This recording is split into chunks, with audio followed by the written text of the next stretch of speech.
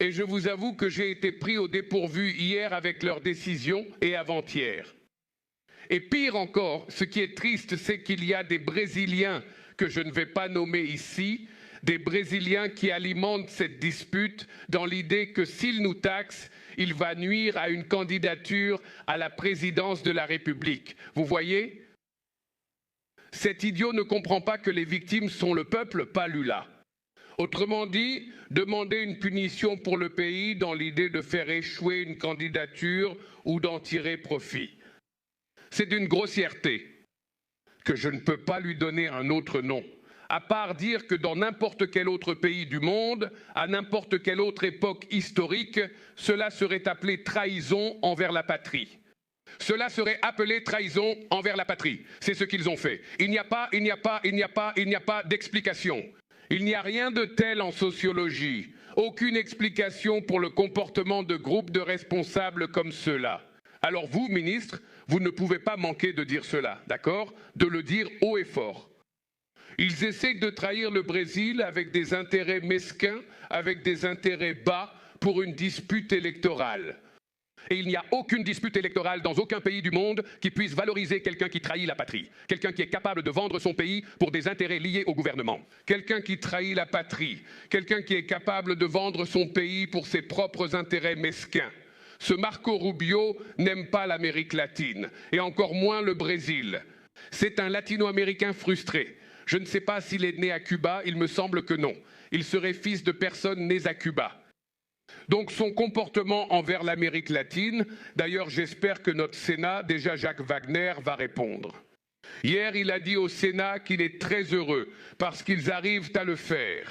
L'Amérique latine, à l'exception du Brésil, du Nicaragua, de Cuba et de la Colombie, devient très, mais alors très proche des États-Unis. Ils ne savent pas que nous savons déjà qu'avant leur manigance, ce pays a été victime d'un coup d'État en 1964 et à cette époque orchestré par des ambassadeurs américains au Brésil.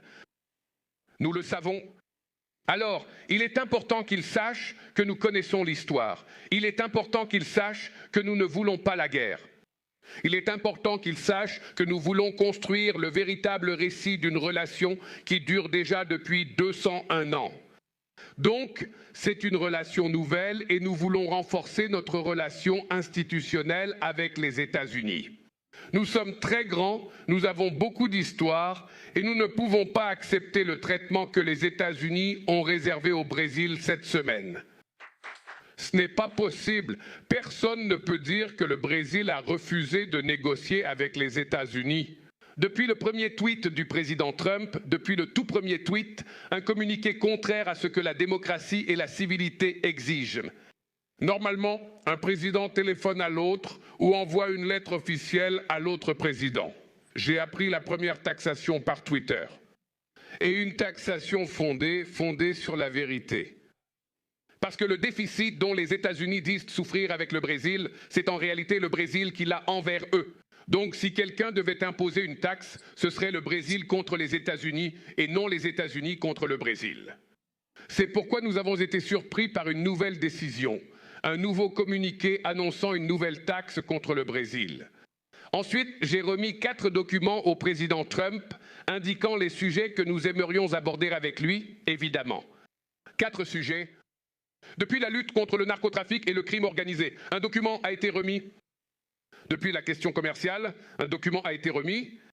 L'accord que nous avions conclu avec l'Iran en 2010, le Brésil et la Turquie concernant l'enrichissement de l'uranium qui est meilleur que celui qu'ils ont fait, je l'ai aussi remis à Trump. Voici le document.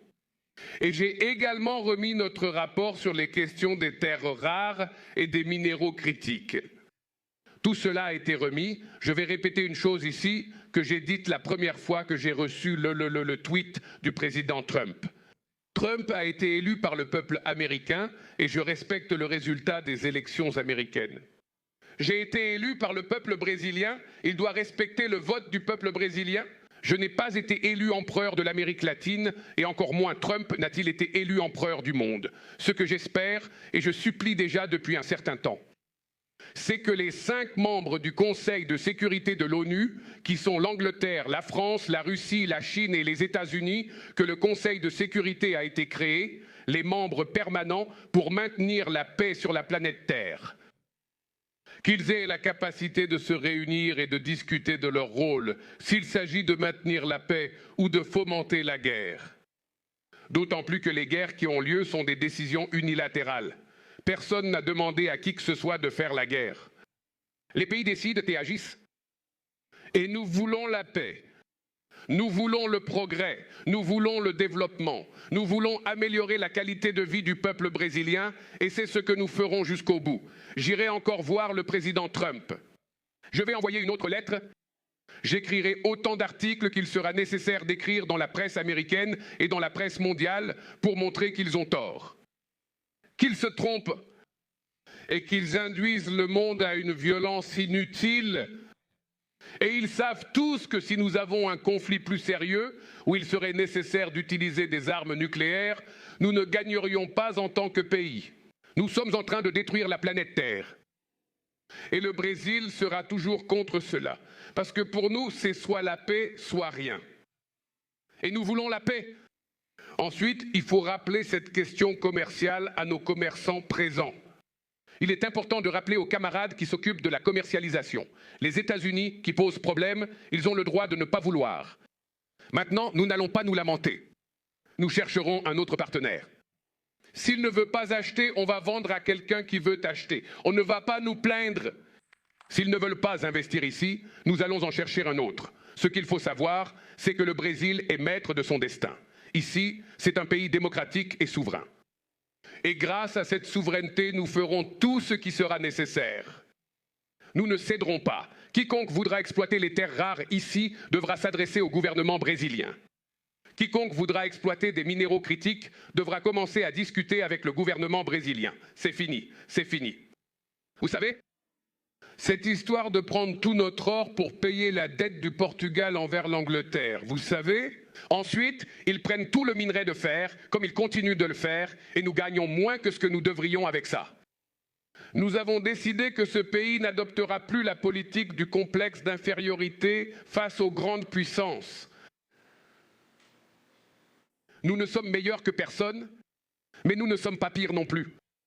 Alors, dans cette réunion ici, c'est une mise au point du discours pour tout le monde. Personne n'a à avoir peur de quoi que ce soit, parce qu'on ne va pas baisser la tête. On va continuer à faire ce que nous savons faire. On va continuer à parler avec tout le monde.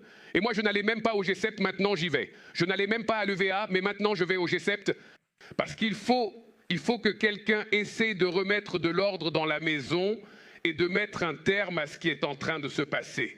De démantèlement du multilatéralisme, de la démocratie et de la dévalorisation des institutions.